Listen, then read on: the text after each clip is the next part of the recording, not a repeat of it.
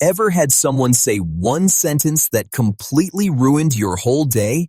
Here's a fun fact. That feeling only lasts 90 seconds. Unless you keep fueling it yourself. The truth is, anger is a choice. The stress chemicals that create that fiery feeling flush out of your body in under 2 minutes. But here's the problem. We keep the fire alive by replaying the story in our heads over and over again. It's kind of like a smoke alarm going off when you burn your toast. Instead of opening the window, you just keep burning more toast and filling the house with smoke. Next time someone cuts you off in traffic, pay attention to what happens. Your body floods with stress hormones. That's the golden 90 seconds. But then your brain jumps in with a story. What a jerk! And suddenly, 20 minutes later, you're still fuming. That's when you realize there's a choice point. You can let your body naturally flush out the anger, or you can keep feeding the flames. 1. The button myth. We often say, they really know how to push my buttons, as if other people hold the remote control to our lives. But here's the truth. Nobody can push a button you haven't already handed them. Those buttons are really old wounds or violated values from your past. When someone triggers you, they're just showing you the places that still need healing. Imagine someone joking about your mistakes. If you've never healed from being criticized as a kid, it'll sting twice as much. The good news? Every time you notice a button being pressed, you're actually being given a roadmap to where you can grow stronger. 2. The hidden emotion. Anger is usually just a mask. Underneath it, things like hurt, fear, or feeling unimportant. For example, when someone criticizes you and you snap back, what's really happening is you felt unseen. When you learn to name the emotion behind the anger, the whole conversation shifts. Instead of, you never listen, you might realize, I feel ignored and that hurts. That switch changes the energy instantly. Anger screams for defense, but truth opens the door to connection.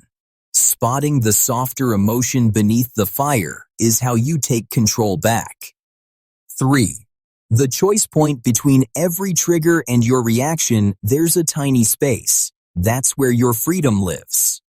A harsh email comes in. Your first impulse is to fire back immediately. But if you pause for just a second and ask, will I be proud of this reply tomorrow? You activate the choice point. In that pause, you're not a prisoner of emotion anymore. You're the one in charge. Think of it like standing at a fork in the road. One path leads to regret, the other to clarity. The more you practice pausing, the longer that space feels, and the more freedom you have to respond with wisdom instead of impulse. 4. The inner observer. Instead of getting swept away in every emotional storm, you can step back and just notice it. Like, okay, I feel anger rising. My heart's racing. That perspective lets you remember, you are not your emotions. You're the observer. Imagine sitting in a movie theater. Your thoughts and feelings are just the film on screen. You don't have to jump into the action, you can just watch. The observer part of you is calm, steady, and always available. Activating it gives you the power to ride out emotions without being swallowed by them. 5. Redefining difficult people.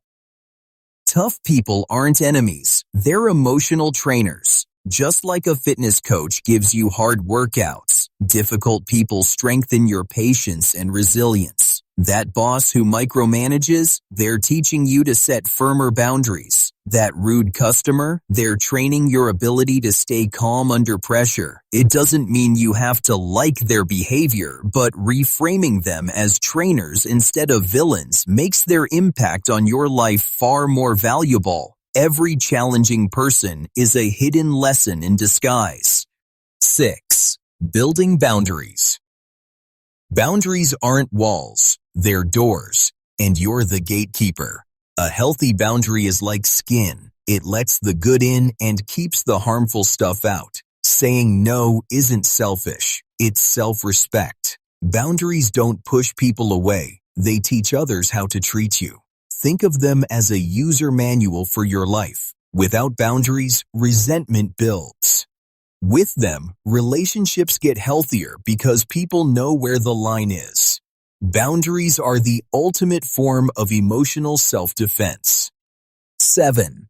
The timeout strategy. Sometimes the smartest move is to step away for a few minutes. That's not running away, it's managing wisely. 5 minutes of space can save you 5 days of tension. Think about sports. Even athletes call a timeout to regroup, catch their breath, and reset. Emotions work the same way. Stepping back doesn't mean you're weak. It means you're wise enough to cool off before making things worse. A short break can completely change the outcome of a heated moment. 8. Mapping your triggers. Triggers aren't random, they follow patterns. Maybe a loud voice reminds you of someone who used to criticize you. Once you recognize the pattern, you stop being blindsided. Think of it like mapping a minefield. Once you know where the mines are, you can walk safely without blowing up. Writing down the times you get triggered helps you spot themes, certain words, tones, or situations. Awareness turns ambushes into opportunities for growth. 9. Compassionate distance. You can care about someone without carrying all their emotional weight. Think of it like a lifeguard tossing out a life preserver. They don't dive into the storm themselves. Compassionate distance means loving people without drowning in their chaos. You can support them, listen to them, and even guide them, but you don't have to absorb their stress. This protects both your peace and your relationships. Staying grounded while others struggle actually makes you more helpful, not less. 10. Stopping the mental story. Most of the time, you're not reacting to reality itself. You're reacting to the story you tell yourself about it. Change the story, and you change the feeling. For example, your boss sends a short email. Story number 1, they don't like my work. Stress. Story number 2, they're busy and just want to help me quickly. Calm. Same email. Completely different outcome.